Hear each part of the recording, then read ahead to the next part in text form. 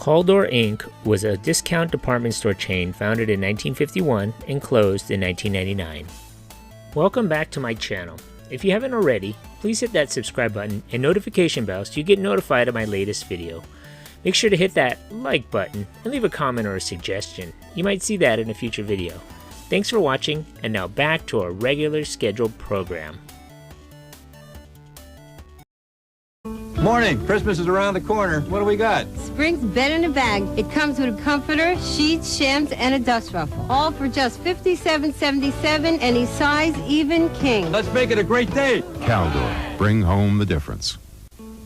Christmas is coming. Yeah. Big news, it's Fisher-Price week. All toys in the Fisher-Price Toy Center are 20% off. This all-in-one kitchen set's on sale this week for $59.99. This Christmas, guys, we're the Fisher-Price headquarters. Caldor, bring home the difference.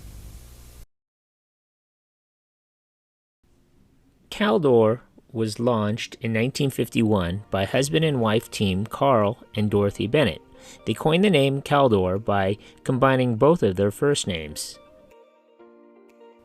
The original enterprise consisted of a single tiny store that was 1,400 square feet, which was manned by a small, hard-working staff supervised by Carl. A second Caldor was added in 1958, a 70,000 square foot store in Norwalk, Connecticut. This year also marked Caldor's introduction of apparel to its product line. Carl Bennett and his crew were determined to see the fledgling Caldor chain become successful. Bennett carpooled to work in the early days with Luke Kirby Jr., the fourth employee hired at the new store. Together, they would lug cases of motor oil and other goods into the store from the car and do whatever else was necessary to give the tiny store an advantage over its well-heeled competitors. The 1960s and 1970s were good years for Caldor. The U.S. economy flourished in the wake of the massive post-war population and consumption boom, and the retail sector thrived. Discount stores in particular benefited, and as customers began to recognize the cost benefits associated with economies of scale. In 1961, with 4 locations, Caldor Inc. went public with Carl Bennett serving as president, director, and chairman of the board, and Dorothy as treasurer and director. Carl's brother Harry Bennett served as vice president. That same year, fire destroyed the Norwalk store and all of its contents. Ever resourceful, Caldor continued to serve the Norwalk community by operating out of 3 temporary stores close to the damaged outlet, which was quickly being rebuilt. Despite this setback that destroyed nearly 7 months of inventory, Caldor's sales figures increased. During the remainder of the 1960s and 1970s, the economy saw years of booming consumer consumption as well as contraction and recession. Throughout these changing times and varied economic climates, Caldor continued to show healthy profits and expansion. Many of Caldor's competitors, such as E.J. Corvette, Grandway Stores, Two Guys, and W.T. Grant's, did not fare as well and would shut down. In 1976, Caldor took over 7 stores formerly operated by the defunct W.T. Grant, giving Caldor immediate access to locations that were already zoned for retail outlets, and access to fast-tracked expansion. According to Bennett, those stores became immediately profitable for Caldor. By 1981, Bennett and his team had built Caldor into a major regional discount retail powerhouse on the East Coast. The chain consisted of 63 stores, all of them which larger than the original 1,000 plus square foot outlet, and Caldor's revenues were approaching $700 million annually. Attracted to the company's growth potential and low debt, Associated Dry Goods made a bid for Caldor in 1981. ADG, a diversified conglomerate, was already active in the upscale retail sector through other retail holdings such as its chain of Lord & Taylor stores, and it sought to round out its retail portfolio with a discount chain like Caldor. That year, ADG acquired Caldor, and although Caldor lost its independence, Bennett was retained under a 5-year management contract. Under the control and financial backing of ADG, Caldor expanded at a rate of more than 20 new stores annually between 1981 and 1985. It remained focused on the East Coast, opening outlets in New York, Connecticut, Massachusetts, and New Jersey, among other states. As the number of Caldor stores escalated to nearly 100 by 1986, sales surged to about $1.4 billion. While Caldor's growth during the early 1980s seemed impressive, ADG failed to profit from the acquisition as it had hoped, and Caldor became a drag on its bottom line.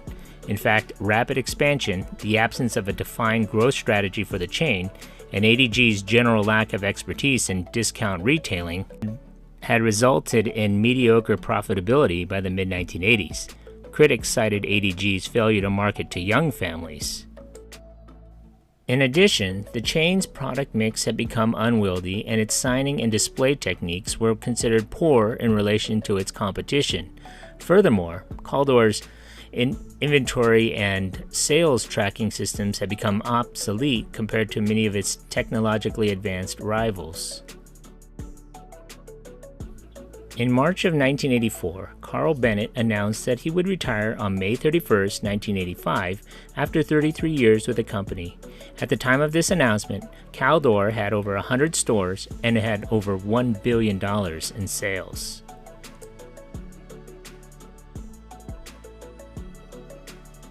May Department Stores Company purchased ADG in 1987 in a stock swap valued at $2.7 billion.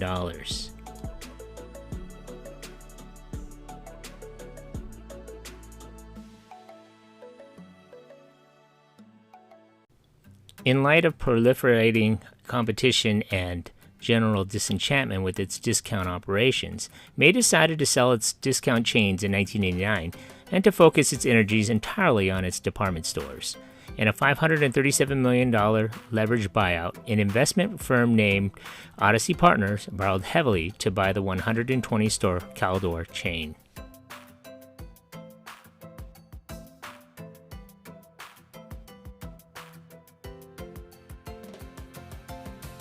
Going into 1995, Caldor was operating 158 stores in 10 northeastern and mid-Atlantic states. In 1995, Caldor filed for Chapter 11 bankruptcy protection. The chain found itself unable to compete with the lower prices and wider selection of such stores as Walmart, which had acquired several former Caldor stores, causing a dramatic loss in sales. Caldor had trouble meeting its financial goals and losses mounted. Shortly before filing for bankruptcy, Caldor had $1.2 billion in assets and $883 million in liabilities, the lowest amount of assets and the highest amount of liabilities the company had had since it was sold. In 1996, Caldor closed 12 underperforming stores due to the bankruptcy. Caldor relied on its weekly multicolor circular in Sunday papers to advertise its Sunday-Saturday sales for the week, along with an annual catalog-like toy book which featured its toy selection for the holiday season.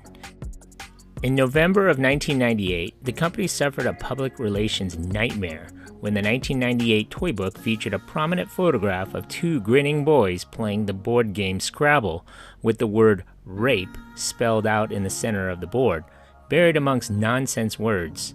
11 million copies of the flyer were distributed to the public via an 85 newspaper distribution chain. Caldor released a statement expressing its mystification over how the image was created and got past proofreaders, and issued an apology about the oversight. By the end of 1997, Caldor was down to 157 stores in 10 states. In 1999, Caldor threw in the towel and filed for Chapter 7 bankruptcy and began the process of liquidation.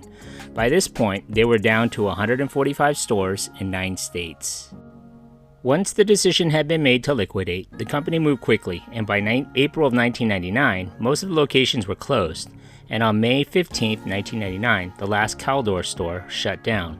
The Caldor Corporation itself continued to exist until December of 2001, to wrap up legal issues, after which the company closed its doors for good.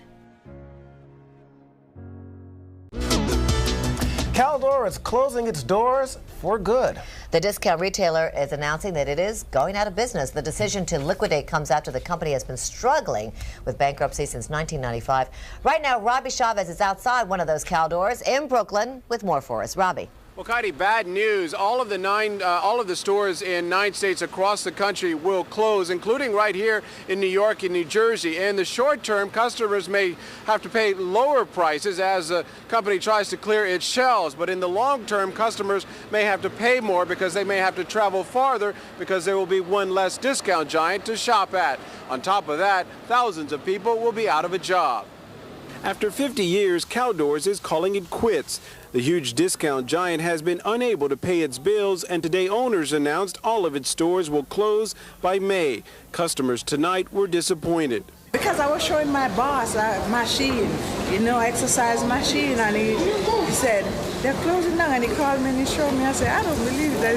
I guess I will have to go to Kmart somewhere now for the discounts, but I really enjoy shopping at Caldor's, and I'm really disappointed. Caldor says it will close all 145 stores. The news comes after it could not convince lenders of a plan to reorganize. The discount chain has been in bankruptcy since 1995. Shoppers will miss its convenience and great prices. The prices are good. They're reasonable. You can buy a lot more for going someplace else. You could probably only get 1 or 2. Here you can come home with 2 good bags for like under $50. It all means that 20,000 employees will be out of work too. Caldor is a main anchor tenant at malls like this one in Brooklyn. Many worry that getting another big name to come in will be tough, and it may cost customers in the long run. I think it's really going to destroy the mall. It's part of the mall, I believe, and a lot of shoppers go to Caldor. It's a bad thing because they've shown some really justification to making a real prominent factor in this community. It's important that this community develops somewhat. Now, to show you just how serious the company is, today at its headquarters in Connecticut, all of the employees there were told to pack up their desks and head home right after the announcement. Now, the company says there will be closing sales announced very shortly. We're live tonight in Brooklyn. I'm Robbie Chavez for the WB11 News at 10. Julian, back to you. Robbie, thanks for that. Hey, if you just watched my video, thanks for watching. Hit that like button and please subscribe to Eric C. Productions.